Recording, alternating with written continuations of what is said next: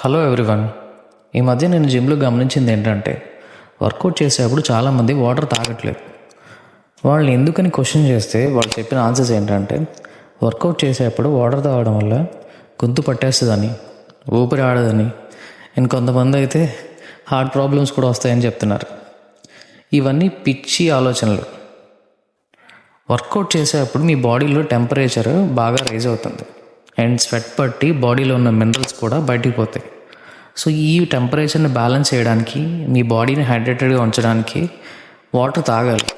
Water intake తక్కువ అయితే మీ body dehydrate అవుతుంది. దానివల్ల మీకు మజిల్ ఫిట్టింగ్ త్వరగా అయిపోతుంది, మజిల్ క్రాంప్స్ రావచ్చు, హెడేక్ రావచ్చు అండ్ మీ ఎండ్యూరెన్స్ లెవెల్ తగ్గిపోవచ్చు.